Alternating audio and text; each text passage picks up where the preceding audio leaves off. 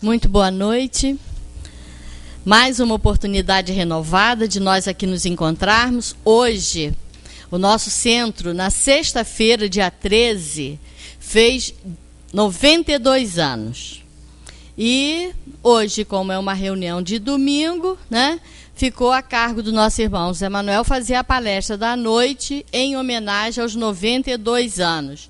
Todos nós nos sentimos assim bastante agradecidos, né? Aqueles primeiros que fundaram o centro, e hoje nós estamos, graças aos primeiros, né? E aqueles que os sucederam, comemorando esses 92 anos. Então, é uma oportunidade que estamos tendo de nosso irmão Zé Manuel como presidente da casa, né? E outros que vieram, né, no decorrer desses anos. Então, vamos, sem mais delongas, né, dar início à nossa reunião com a prece, para passarmos para o nosso irmão José Manuel. Deus, querido Pai, Jesus, amigo e mestre, muito agradecidos estamos, Senhor, por mais esta oportunidade que estamos tendo de aqui nos encontrarmos, procurando cada vez mais entender as leis de Deus à luz da doutrina espírita. Oportunidade estas que estamos tendo aqui nesta casa que nos acolhe e que nos orienta. E que o nosso irmão que fará uso da palavra possa receber a inspiração desses amigos espirituais que por certo aqui se encontram. Obrigada, Senhor. Graças a Deus, e que assim seja. Com vocês, nosso irmão José Manuel. Bom, queridos irmãos, como vocês estão vendo aí, inaugurando a tela o nosso telão aí com o Centro Espírita Friburguense 92 anos. 92 anos, como eu já disse aqui em outras vezes, quando o centro fez 90 anos, não tem um significado maior do que, por exemplo, um centro que tenha 9 anos. A importância de qualquer instituição está na eficácia, na competência, nos resultados que o seu trabalho produza em favor da causa a que aquela obra se dedica. Então, se é uma instituição católica, que divulgue bem o catolicismo. Se é uma instituição budista, que divulgue bem o budismo.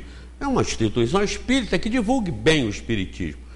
Mas Kardec, quando perguntou para os espíritos qual o espírito mais perfeito, mais avançado, mais evoluído que esteve na Terra, eles disseram Jesus. Mas Kardec aí faz um esclarecimentozinho no final dessa resposta. Ele põe um esclarecimento a respeito. Ele faz um comentário que eu vou ler para vocês aqui, porque vocês vão ver que se encaixa em todas as instituições. O que? 613, né? Não, 625. Não repare não que isso é meio Alzheimer. Ou Alzheimer é mais importante mesmo. 625, 625, eu não falo há tanto tempo nessa questão que agora eu esqueci o número. 625. Eu não lembro o número, mas eu lembro o que perguntaram, o que os espíritos responderam e o que Kardec comentou, e sei a extensão disso tudo. Então, o importante para nós não é nós sabemos que isso está no livro, no capítulo tal, no versículo não sei tal. Isso é decorar e não entender o conteúdo. É repetir aquilo que está escrito, o que é grave. É grave. Tem muitas pessoas que conhecem e morrem desesperados, porque nunca pensaram naquilo que conheceram, naquilo que estavam tendo informação. O Einstein disse que a imaginação é mais importante que o conhecimento. O Einstein que disse isso, a imaginação é mais importante que o conhecimento. Porque quando a gente imagina, quando a gente raciocina por conta própria, nós começamos a aprender. É aí que nós aprendemos realmente, não simplesmente lendo. Mas a 625, o Kardec perguntou assim: qual o tipo mais perfeito que Deus ofereceu ao homem para lhe servir de guia e modelo? Eles não responderam Jesus, eles responderam assim: vede Jesus, vede Jesus. Jesus foi um dos exemplos. Por quê? Porque Jesus foi como Buda, Gandhi, Maomé, Confúcio, Sócrates, Platão, um mestre. Mestres que vieram para fazer a humanidade avançar no conhecimento da realidade, da vida e da morte, do ser, da dor, do evoluir. Todos esses mestres vieram com essa função.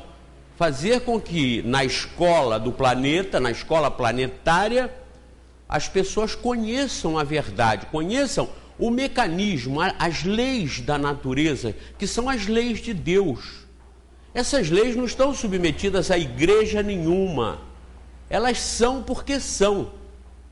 O católico pode ter acesso, o budista, o espírita, até mesmo o ateu, porque muitos ateus materialistas, ao pesquisarem, ao estudarem, ao se dedicarem às pesquisas científicas, eles descobrem as regras e as leis da natureza e lidam com essas leis, mesmo como ateus, como se fossem os mais avançados religiosos do planeta. Que eles estão lidando com as regras de Deus, do próprio Criador, que eles estão descobrindo através da ciência. Aí veja o comentário que Kardec fez, olha só.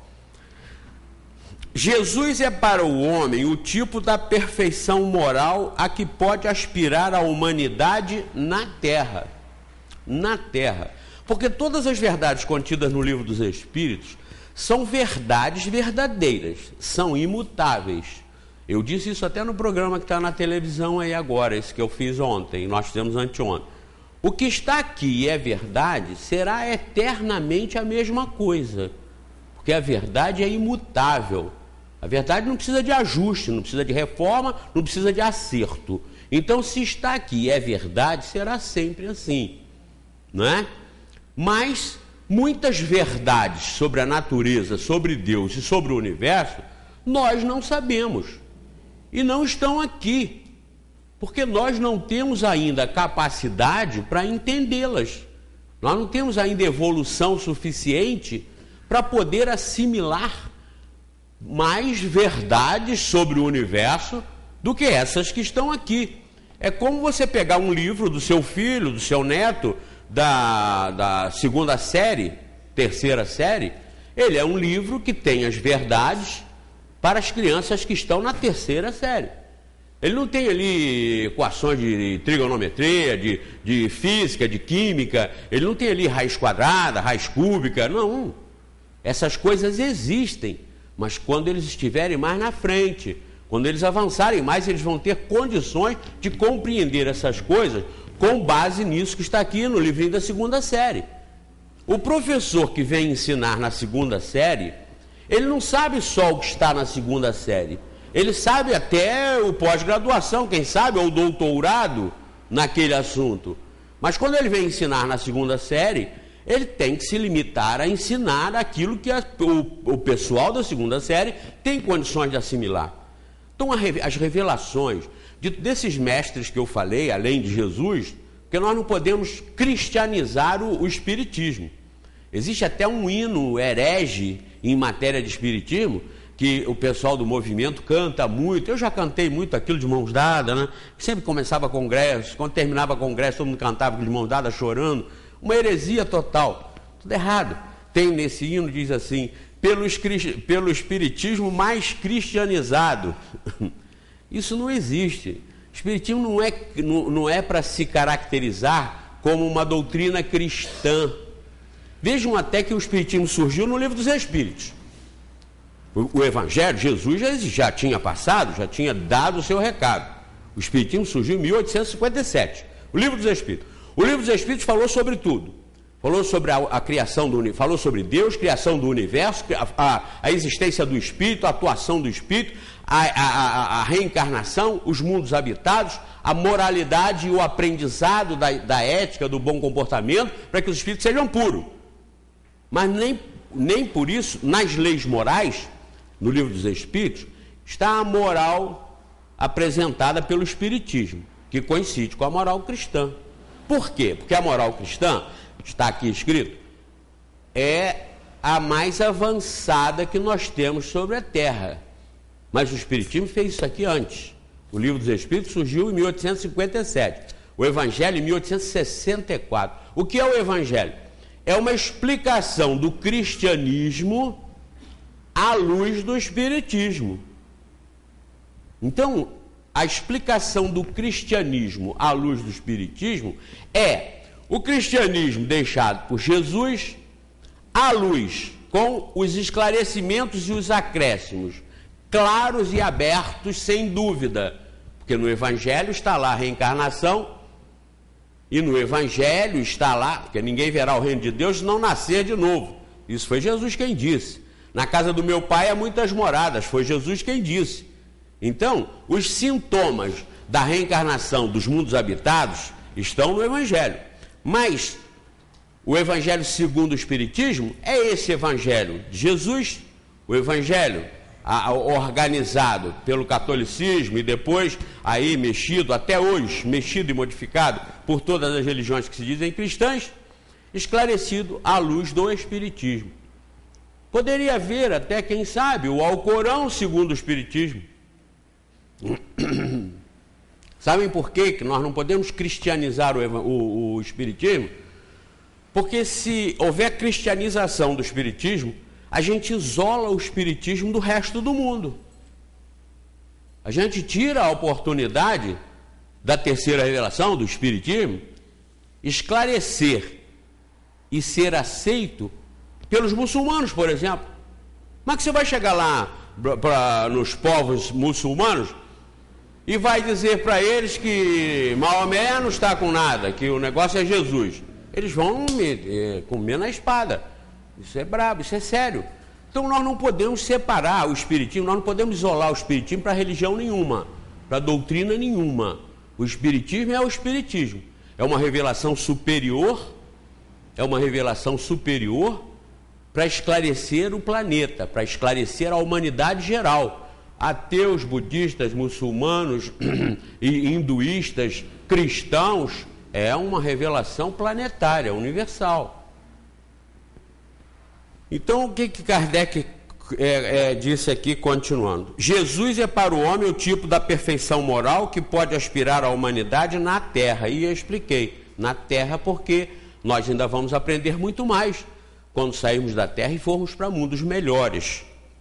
Deus nos oferece Jesus como o mais perfeito modelo, e a doutrina que ele ensinou é a mais pura expressão das leis de Deus.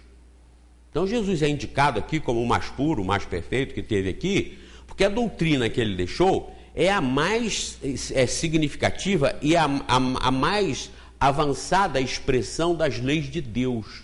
E realmente, porque se vocês forem analisar em todas as outras doutrinas que estão espalhadas pelo mundo, todas elas têm alguns problemas que você encontra a solução na doutrina de Jesus, no cristianismo.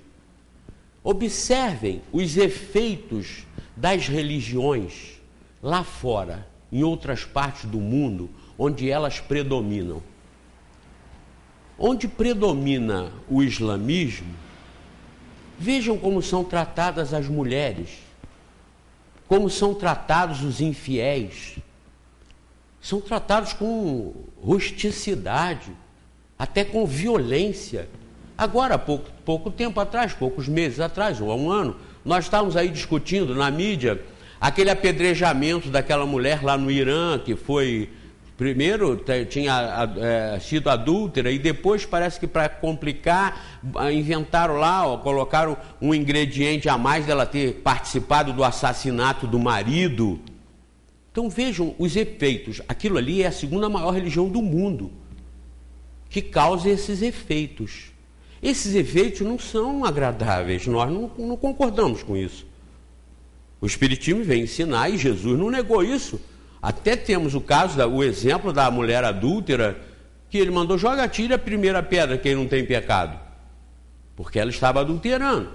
Então essas regras rigorosas, essas regras radicais, essas regras que são até violentas, elas ainda são tidas como princípio de muitas religiões predominantes no mundo.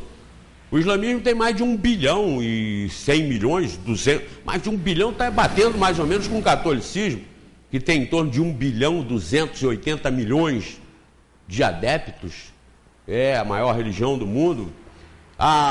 O Islã tem mais ou menos isso, depois o budismo, o hinduísmo, aí começa a vir descendo, mas se vocês olharem os efeitos mostram o que são as religiões.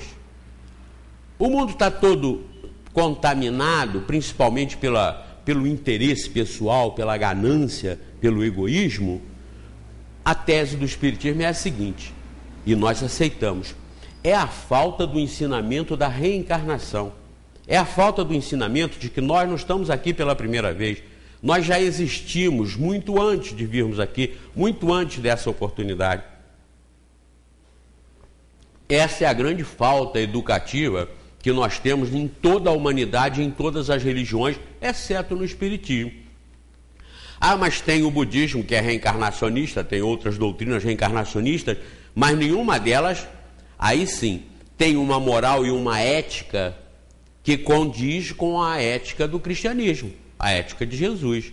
Por isso Kardec está dizendo aqui, Deus nos oferece Jesus como o mais perfeito modelo, e a doutrina que ele ensinou é a mais pura expressão das leis de Deus. Então não basta ser reencarnacionista, é preciso ser um reencarnacionista que tenha por princípio básico o amor ao próximo como a si mesmo. E entenda que a reencarnação é para que o espírito se corrija de suas imperfeições e seja cada vez melhor. Que não faça aos outros aquilo que não gostaria que os outros lhe fizessem, porque se fizer, vai pagar com a mesma moeda. Então, o ensinamento da reencarnação é altamente educativo. E não precisa amedrontar ninguém.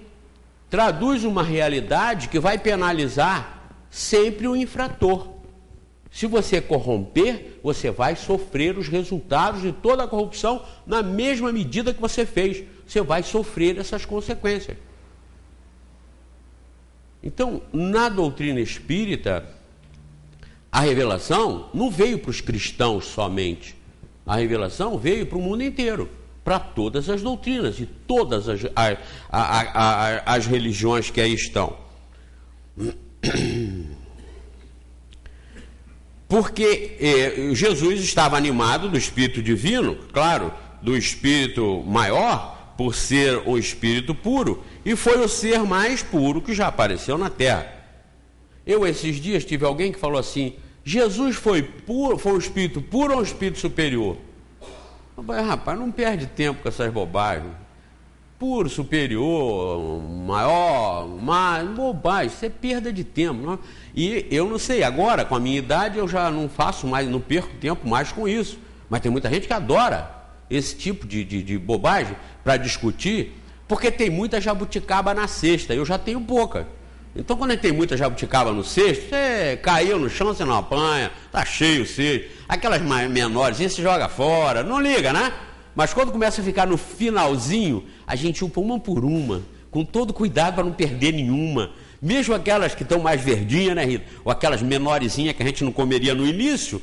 No início a gente fica procurando aquelas bonitas e vai ficando o resto. No final você tem um cuidado danado com a sobra. Então eu tenho pouca jabuticaba no cesto, não estou aí para ficar perdendo tempo nisso. Se foi superior, supremo, médio, puro, não interessa. Vamos analisar a mensagem perfeita. Nós não temos defeito para colocar. Então é perfeita. Essas discussões são discussões para quem não tem o que fazer. Ou então para quem quer se envaidecer, quer se mostrar superior aos outros. Como a maioria dos ateus. Eu sou ateu, não acredito em Deus. Isso é uma bobagem. É uma infantilidade e uma demonstração de ignorância. Isso é só para atingir os outros, ou para magoar os outros, que aceitam, acreditam em Deus. Porque se você perguntar: ô cara palha, por que você não acredita se o Einstein acreditava? Por que você não acredita se Isaac Newton acreditava?